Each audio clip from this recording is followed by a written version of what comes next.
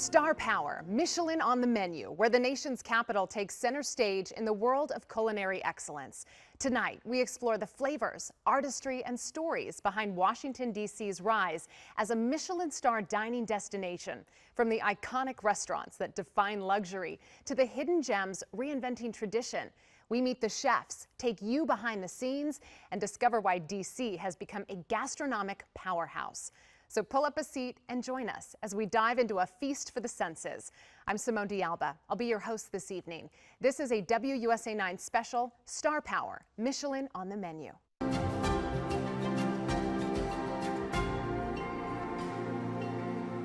We begin with your exclusive ticket to the Michelin Guide 2024 Awards. From timeless favorites to rising stars, this year's honorees set new standards in innovation, artistry, and flavor. These folks are reimagining modern-day dining. We take you to New York City for an inside look at the big winners. From D.C., we have Carlos Delgado from Causa. How are you feeling?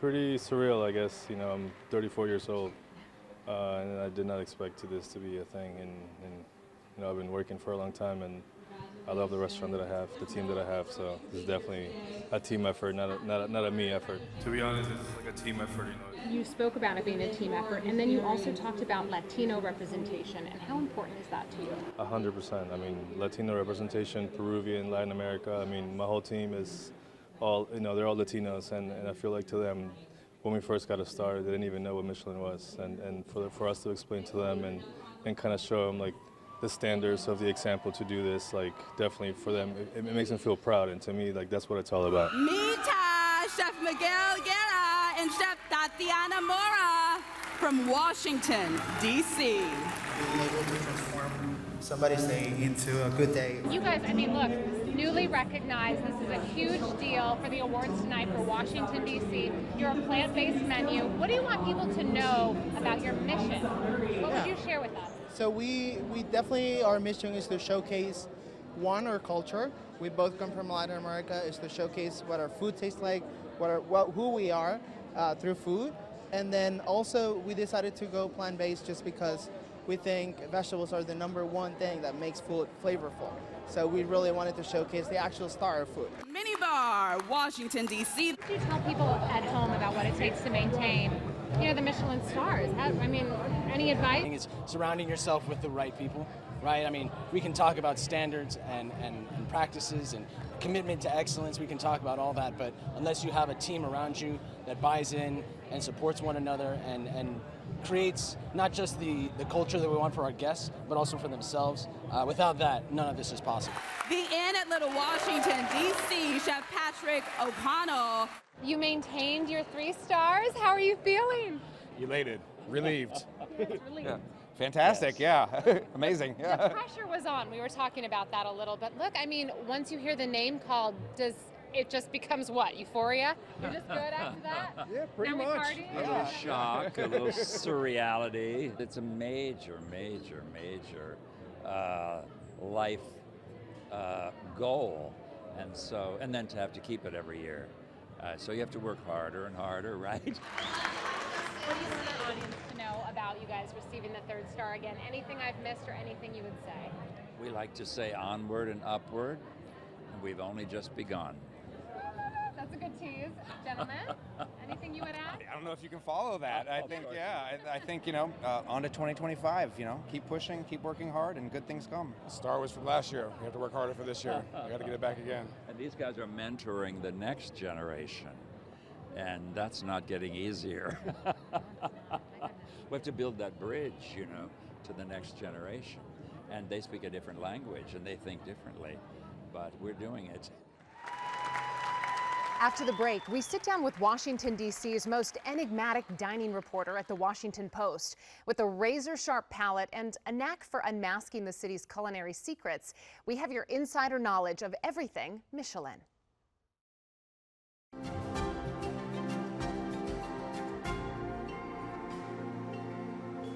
Welcome back to Star Power, Michelin on the Menu. As we learn more about DC's world-class dining scene, I sat down with Warren Rojas. He's a dining reporter for the Washington Post.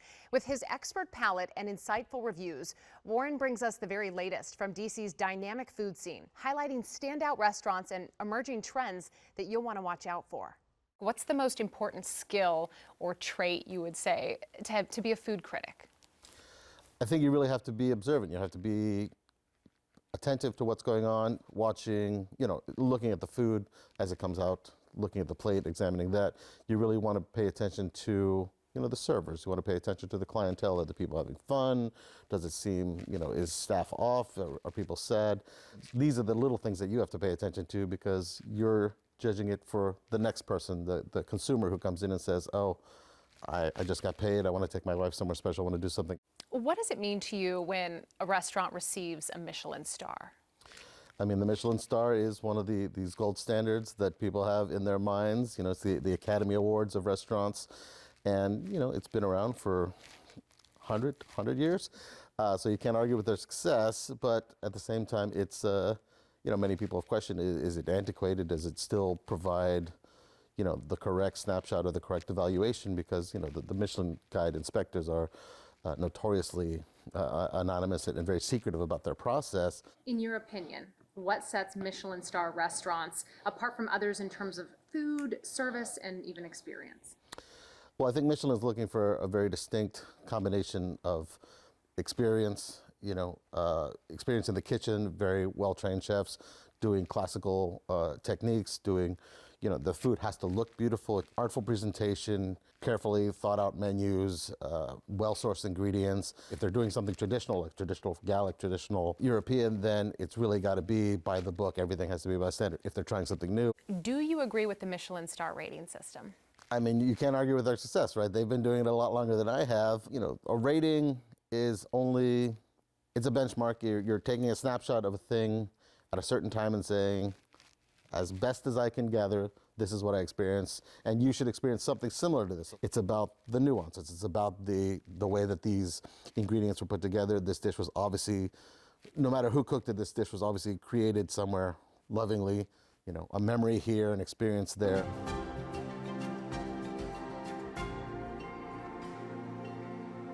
DC is now home to two more Michelin-starred restaurants, Mita and Omakase at Barracks Row. They're honored with what's considered one of the top culinary distinctions in the entire world. We now have 25 Michelin-starred restaurants in our area and one 3-starred restaurant in Washington, Virginia.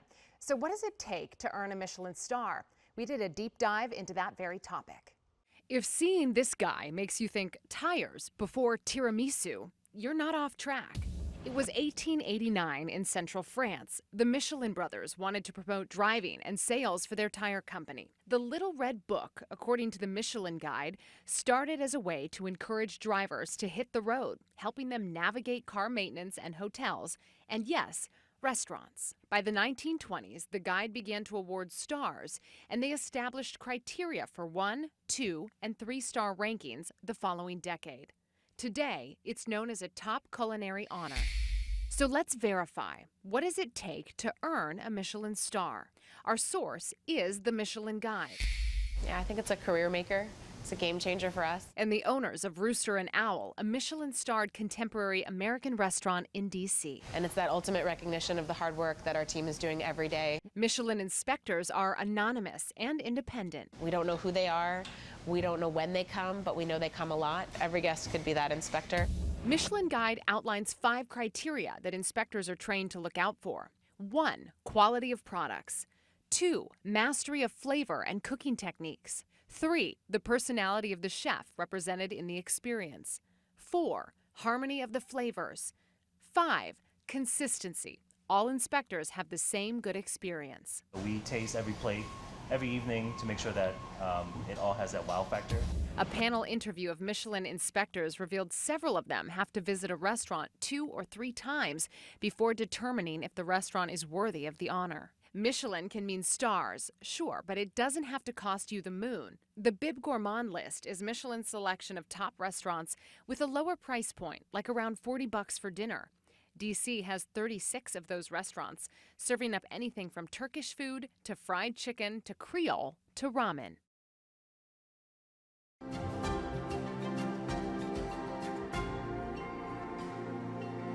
It is hailed as one of the best sushi restaurants in the district, boasting restaurants in New York and Washington, D.C. Both of the Sushi Nakazawa locations have a Michelin star. We went to the Waldorf Astoria to meet with Chef Daisuke Nakazawa, the mastermind and the chef behind it all. Okay, brush it. Talk to me a little bit about your culinary journey and most importantly, what inspired you to become a chef? When I was high school, my best friend quit high school and he started apprentice at the sushi restaurant. And I saw him and his bride, so okay. How old were you? I was 17. So then I went to cooking school and become sous chef at 19 years old. What inspired you to open a restaurant here in Washington, D.C.? And what's the experience been like? So beginning a little bit hard. So Let's talk about that. our restaurant, we think more busier. The restaurant is very slow.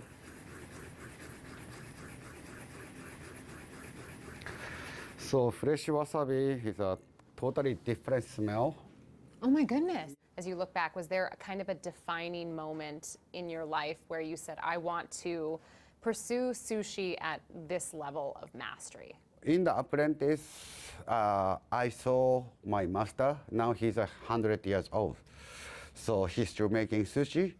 In my apprentice, I feel I cannot be like him. I don't want to be like him. So that's why I'm moving to America. Are you very particular over where you get the fish from? Basically, yes. And very important. Right? Yeah, like depends on season. If we can get the fresh bluefin tuna from Boston or North Carolina, like tuna migrate. So if season is March, yeah, we can get it. So. Yeah. If someone were to come eat here at your restaurant, what are a couple rules they should follow? Don't leave sushi too long because we control the temperature and the flavor. Our rice come from Ibaraki, Japan. I wanted to talk about achieving a Michelin star is a huge milestone for any chef. Walk me back to that moment. Restaurant became packed. Suddenly. What does it feel like now that the restaurant has been awarded the star, your team has been awarded the star? Does it feel like a lot of pressure to keep it? We cannot focus only Michelin because like a restaurant is a daily business. So we just need a focus for the front guest, our front guest, every day as much we can. What does Michelin Guide mean to you personally? How does it influence what you do in the kitchen? For me, it's a reward what I did for the past. I cannot chasing stuff. So vinegar killed my bacteria. Okay. So that's why bare hand we use. But some people use only water. It doesn't mean nothing for me. So I would sit down and you would greet me and then you would perhaps bring out something like this. Yes. Right? And what's in front of us right now? Bluefin tuna, lean, and this is is a king salmon. And this one is a shiny fish called gizzard shad. How would you describe to someone who has not been into your restaurant what the dining experience here is? So our style is not only Japanese style. Our service is more Western side. So people can enjoy as a usual high-end restaurant. Some Japanese restaurants are like a stoic Japanese like a Zen. People sit like this. Oh my goodness. But like our style, people can be more relaxed. Yeah. And this combination makes us a little bit different than other restaurants. let's talk about some of the most popular dishes for your customers. Is there something that comes to mind? Our popular dish is like basically salmon or wagyu. You can only have one bite of something. What would you select? For scallop. You did like the scallop. That was what you shared with us. Yeah. What is it about that dish that you love? So scallop has everything inside. Surprise, great taste, and you can feel each grain rice and change in your mouth taste. What do you think is the most important lesson you've learned? Every day, be better. 0.1 inch or 0.1 inch, be better every day. After the break, it's one of the most iconic culinary dining experiences in the entire United States, and it's right here in Virginia. We show you the Inn at Little Washington like you have never seen it before.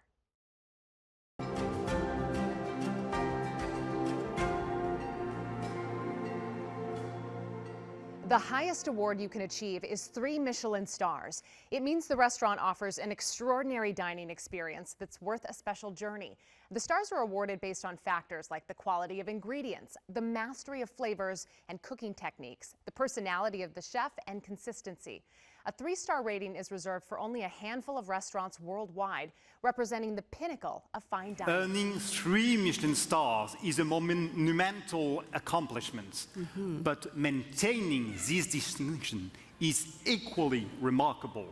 It reflects mastery and creativity and an unwavering commitment to innovation, precision, and consistency year after year. When you think of Michelin star dining, maybe you think of fast-paced cities, buzzing energy, but one of the most acclaimed culinary destinations in the country can be found an hour and a half outside of Washington, D.C., in the rolling hills of Virginia.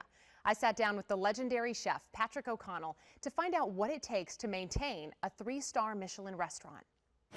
When chefs eat caviar, when they purchase caviar, they like to have it in its purest form, unadulterated by a biscuit or a panini or anything. All right, now take your time enjoying it. Very clean. What inspired you to become a chef? Not only that, but also how were some of your earlier influences really part of this? We like to take you on a little journey out of place and time and to give you a real flair and feel of the country. Where we're sitting is evocative of my grandmother's breakfast nook in her kitchen, and we want the whole place to feel like visiting someone's private home. I think back to you teaching yourself how to cook, and then the tour of France, as you've talked about, and how all of that has come to make what this is today. And when you look back, when you reflect on your journey, is there anything really important that you want people to know about you as a person? I had no positive reinforcement for becoming a chef until I went to France in my 20s and had a Eurail pass that I could travel around. But I got sort of focused on France, particularly Paris.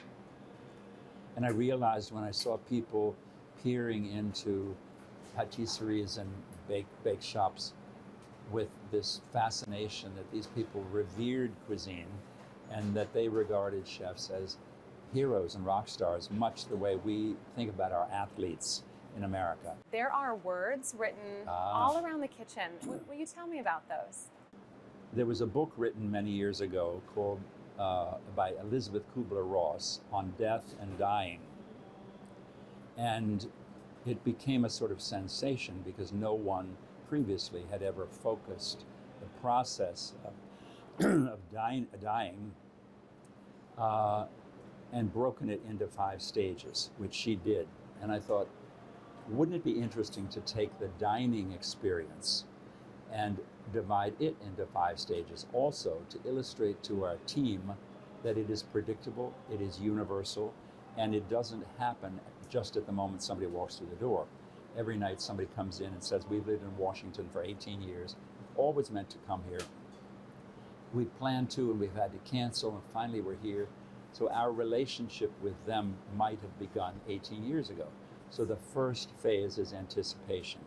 And so at specific moments in a guest's visit, they pass from one phase to the next. So it takes the confusion for our team away. It is a predictable experience. And the final one is evaluation. That begins at the time they're ready to depart and can continue for months or years afterwards. You've been at the top of your game, for so long, but you said the word teamwork, and how much of a part of a team does, bringing all this, seeing what everything is on the surface is one thing, but to see all the teamwork that makes it happen. Yeah, it's actually more than a team, it's a family. And I tell them, don't think of this as a restaurant. We're just having a party every night for our dearest friends. Everybody has an instrumental role. It's living theater, and everybody's part is interdependent. So when I go to a film and I see life through the lens of a film all the time, I look for the flaws. That's what I do here. If one character is not in character, or one character is not giving it their all, or their accent is off or something like that, for me it ruins the picture. So it's the same here. So the first thing to get across to each staff member is their own importance. They are going to make us or break us. So I always say when they walk into the room, the dining room, they're either elevating it or they're bringing it down. There's no neutral. So they go on. So all the illusions we use in training are from theater and from film. And that seems to resonate and be understandable by our team because everybody's gone to a movie. So they're in a living movie where the guest is the star. What would you tell our audience? What would they benefit from understanding about what it takes to not only have 3 Michelin stars, but to sustain the rating? Anything that you would share? No, it's sometimes harder to sustain something than it is to initially build it or achieve it. But once you get to that point, you can't just maintain. You have to continue to evolve. So the challenge for us is each day making it better than it was before. So the key is you never arrive in our business. And you have to understand that and accept it. What advice would you give to younger chefs who are maybe aspiring, or dreaming of achieving a Michelin recognition someday? My mother always said I didn't have a very good grasp on reality. And I sometimes had to remind her that it served me well. Not everyone should be constricted to reality. So I feel that if there's one message I'd like to get across, it's dream. And dream big. What the hell? Especially when I went to Europe early on and I'd see the great achievements that these chefs had made, sometimes over generations. And we really studied the Michelin 3-star restaurants, especially those in the countryside. I wouldn't be shut down and thinking I could never do that. I would say to myself, aha, it is humanly possible. A human did this. A human can do this. I am a human. Cheers. Cheers. Cheers. Before, as we were prepping to come, the question I would get from people around the newsroom is, my gosh, what is one of his favorite dishes? What is the one thing that's been so, and I imagine that must be the most ridiculous question, but is there something that comes to mind that if you had a dish in front of you right now, what would it be? I'm asked that every night, and I never know what's going to come out of my mouth. It's anything good or great. It doesn't matter if it's a plate of spaghetti, if it's an elaborate, magnificently contrived 3-star dish. If it's as good as it can be, you swoon. It's art. So when you look at a painting, if you'd studied painting your whole life, you would see whether this was okay, mediocre, good, or great. If it moves you, it's great. You stand back, you don't know where it came from or anything necessarily, it just succeeds.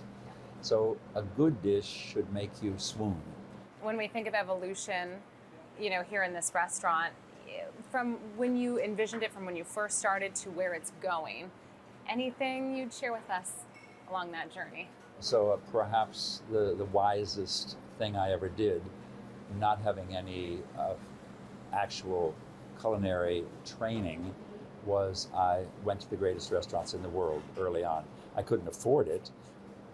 I was choosing to use whatever money I had for that purpose. So again, you find the best, and then you say, Mamma mia, I've got a long way to go.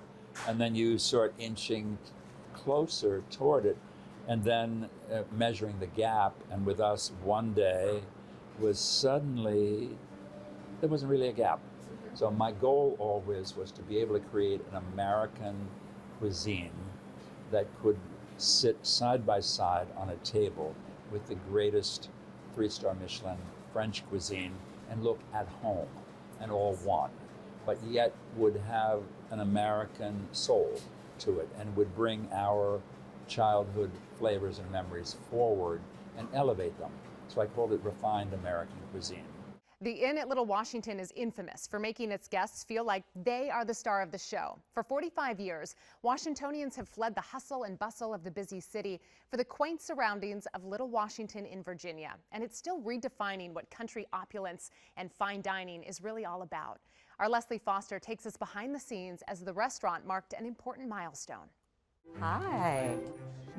Hi. Well, hello and So welcome good to see Little you. Washington. Thank you. So happy to have you here on such a gorgeous day. It is. We met visionary owner and chef Patrick O'Connell in his happy place, less than 70 miles southwest of the city he once called home, the other Washington. This world-renowned culinary sanctuary with fans around the world started out as an old building with an uncertain future. The room we're sitting in had been the grease pit, and our first guests in 1978 would often come in and say, "Last time I was in this building, I was having my car greased."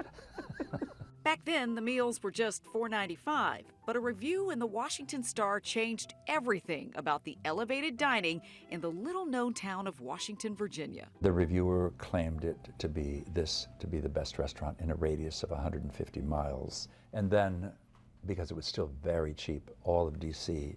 descended on us. And 45 years later, it is still the place to be. It's earned every award, along with 3 Michelin stars. This is the place where celebrities and the political elite come to celebrate. We have arrived.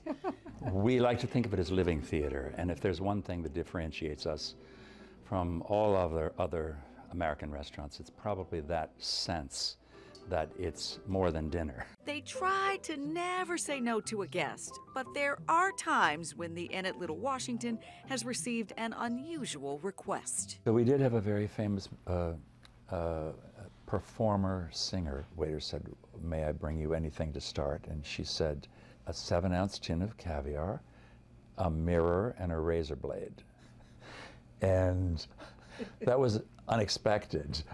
Extraordinary is expected every day, but I'm told the team here at the Inn doesn't take themselves too seriously, like the time they put mannequins in the restaurant during the pandemic. It gave you the feeling, especially at night, that people were here. The hallmark of service here means the team is always trying to surpass expectations, which leads us to this room, the conservatory. It is the newest space within the Inn and one of the many changes Chef O'Connell is bringing to this quaint town. When you come in, you really don't know if you're indoors or outdoors because you're both. To see more of the transformation, we took a walk outside.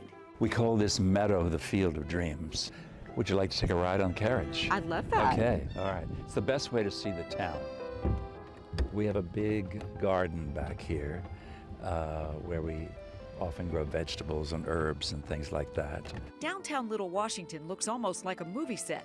Chef O'Connell owns all the property on the central block of town and both streets facing in, saving buildings he says would have likely been torn down. So we're going down Main Street now, so hold on to your horses. Whoa. There are new shops, cottages to develop into new guest rooms, buildings for staff, private gardens, and their newest cafe, Patios, an ode to Chef O'Connell's childhood nickname. So you have to reinvent and you have to forge forward every day. Much of that innovation ends up on a plate that emerges from O'Connell's defining kitchen at the end with its 3 Michelin stars. So you know we had to get a little cooking lesson. We're going to take a very simple concept of how to cook scrambled eggs and we're going to dress them up. We will begin to cook our eggs in a double boiler. I'm going to taste it first to be sure that it is as it's supposed to be.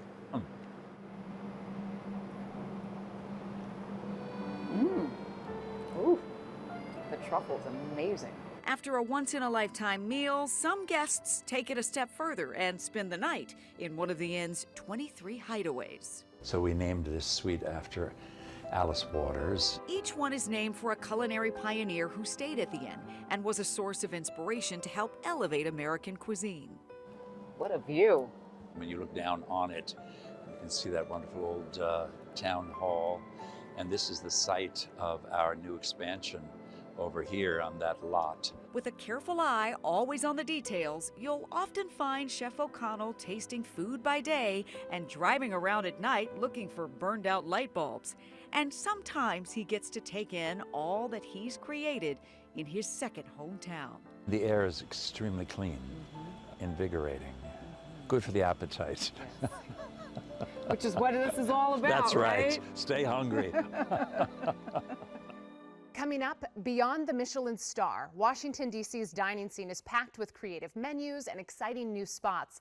From cozy neighborhood bistros to innovative eateries pushing culinary boundaries. Stay tuned as we dive into what's cooking right here in the heart of the city. And we'll introduce you to one chef breaking the mold at one of the city's most beloved locations in Adams Morgan.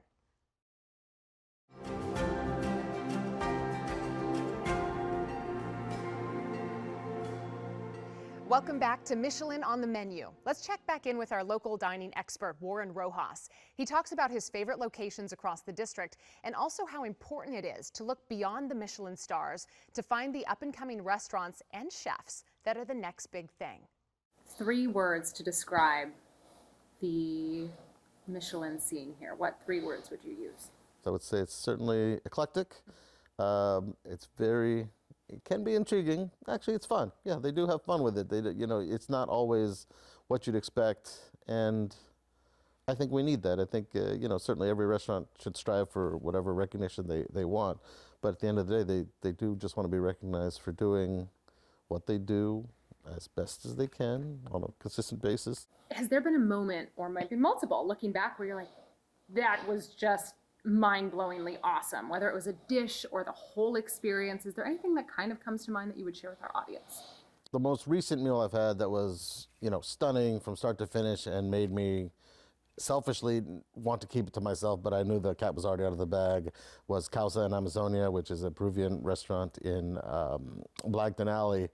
Amazonia is the bar upstairs where you can get these amazing drinks. I mean, beautifully created. Even the glassware is out of this world. Aside from a Michelin star, what other ways are helpful in terms of determining, the quality of a restaurant here in DC? Anything you would add to that? I think what we're seeing now is people are trying to be more comprehensive. My colleague Tom Sietsema, his reviews, he grades how loud it is. If it's to the decibel rate, like that's something that he's factored in, because people want to go out to eat, but they want to be able to hear, if they want to carry on a conversation, if there's loud music or if it's a street scene or whatever, then that takes away, right? We wanted to introduce you to one local chef, leaving her mark on DC's iconic culinary scene. Masako Morishita is the executive chef and the star attraction at Perry's in Adams Morgan. She recently earned one of the most prestigious national awards, the 2024 James Beard Award. I sat down with the chef to share a meal, and like the rich depth that Masako brings to her signature dishes, she shows us that it's the story behind the award that's the best part. At Perry's restaurant in Adams Morgan. It's been delicious. Excellent. Amazing. The food is the talk of the town. It feels new and fun and different. Making me think we are in Tokyo. But behind the doors to the kitchen, dueling flavors in a delicate dance. I feel like that's my mission, to introduce Japanese comfort food with a modern twist. Meet Masako Morishita. It always starts with what if. For this top chef, creating culinary magic is an art. So what if, if I combine this vegetable, this ingredients, and this flavor? What if? Now garnish. And in DC's culinary world, Chef Morishita is breaking the mold. This one is actually one of our most popular dish we have in a restaurant. Is a udon carbonara. She's not just cooking, she's creating. From udon carbonara, broth is miso, sake, tamari soy sauce, to miso butter clams. Like, this is really good. It's an experience with flavors that stick with you long after the dish has been savored. They're organic, they're free range, they're vegetarian. So their flavor of the egg is very thick and it's a really bright orange color. Almost more surprising than the flavors in her signature dishes, Chef Morishita has only been cooking professionally for about 3 years. In June, she was given the prestigious James Beard Award for Emerging Chef of the Year. What has this been like for you? I'm so excited, to be recognized. I feel really grateful for James Beard Foundation for recognizing that this very unique style of Japanese food I cook, which is a Japanese comfort food. A former captain for the Washington Commanders football team, she was with the team for 5 years. Often you don't hear captain of a cheerleading team and chef on the same biography. I had to lead 32 to 35 girls. It was a lot of work, but the style of my leadership definitely coming from that experience. It was kind of very exactly the same that I do here in the kitchen. Her dishes convey Japanese culture from a familiar, ingrained perspective, almost as if you're at the table with Masako's family in Japan. My mom and my dad still run the little bar in Kobe, Japan. It's actually been close to 100 years. Through her cooking, she has finessed the power of nostalgia. This is kind of like food I used to start eating every day. That's kind of one of the reasons I thought about cooking as my career. Japanese comfort food with a DC twist and a powerful message. It's not just about cooking. I kind of feel responsible to be successful because I'm an immigrant woman. It was really hard for me to actually step forward. But I really want all the immigrant women who has dream or goal to know if I can do it, they can do it. At this year's awards ceremony, a local one-star Michelin restaurant added another star to the list. The Michelin Green Star focuses on sustainability. Now, earning a Green Star is no small feat. It takes unwavering dedication to sustainable practices, innovation, and a commitment to protecting our environment. And tonight, we celebrate the incredible chefs and restaurants leading the charge, proving that exceptional dining and sustainability can go hand in hand. I'm honored to announce a new Michelin Green Star awarded to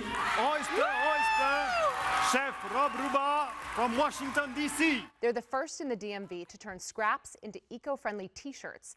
One of our missions here at WUSA 9 is to highlight ways to make an impact on the environment. You've heard the phrase turning trash into treasure. Our Matthew Torres is in Shaw to explain. At Oyster in Shaw, plant-based ingredients may be in the forefront, but seeped into everything they do is this big appetite to help the environment. Sustainability to me as a chef is huge. I think it's one of the most important aspects of a chef. From how food is sourced to a zero single-use plastics policy, Chef Rob Ruba says it's vital to him in an industry that tends to rack up waste. Food waste isn't just how can I make something delicious and put it on a plate. It really needs to be about what else can we do with these materials? How can we go beyond just what happens in the kitchen? And one example includes how you wear it. It's incredibly soft and really nice, and it breaks in. The restaurant has recently partnered with Taratella to sell new shirts with a twist. It's a relatively new New York-based company that uses different kinds of food waste, such as soured milk and naturally fermented corn sugar to make t-shirts. With the slogan, wear what you don't eat, Taratella is working with chefs all over the world. Oyster is the first in the DMV. We're trying to give those kind of restaurants an opportunity to do a merch that's also sustainable. So instead of your typical cotton t-shirt, we're kind of providing this next-gen material for the restaurants to kind of work with. The company specifically designed the shirt showcasing the restaurant's key ingredient. This shirt is primarily made up of soybean hulls. So we're kind of focusing on a lot of post-industrial waste and how we can reuse that because there's just so much of it at this point. Taratella says it's the cherry on top of these chefs' sustainability journey, transforming how we all look at food. We can do amazing things with waste and use it more as a product rather than something to discard. It's just so beautiful. Up next, meet the local DC food influencer who's documenting the city's culinary scene with a loyal following and a passion for discovering the best bites in town, the hottest must-try spots, and hidden food treasures. Back after the break.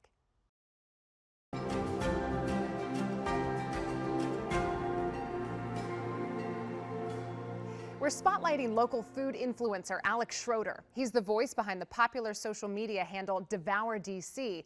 Known for his exclusive recommendations and behind-the-scenes access to DC's culinary scene, Alex is uncovering the best places to eat, drink, and savor in the capital. Here's part of our conversation. DC, we have Jill Tyler from Tail Up Goat. Talk to me about tonight. I'm just so honored to be invited, representing the foodie scene in Washington, D.C. here in New York City with the Michelin Star Awards.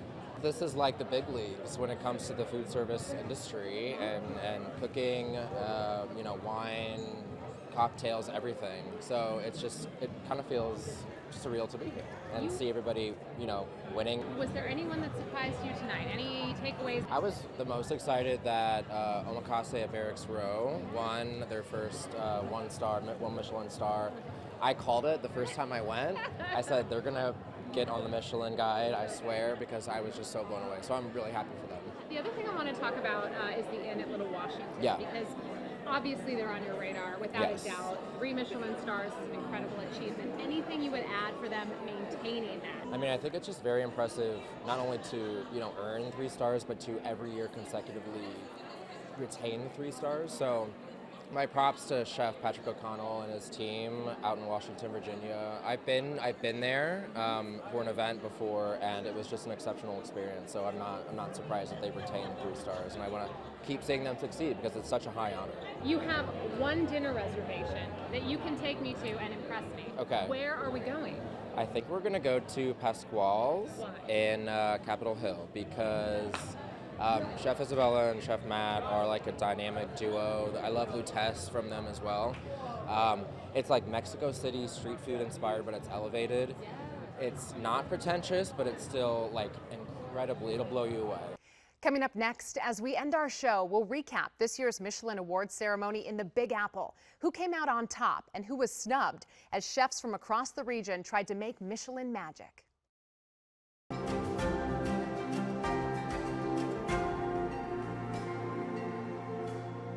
As we close out our special tonight, we're recapping the 2024 Michelin Guide Awards. The world's best chefs and restaurants were honored for their exceptional culinary achievements. From new names to long-awaited recognition, we're highlighting the standout moments and the rising stars making their mark on the global dining scene.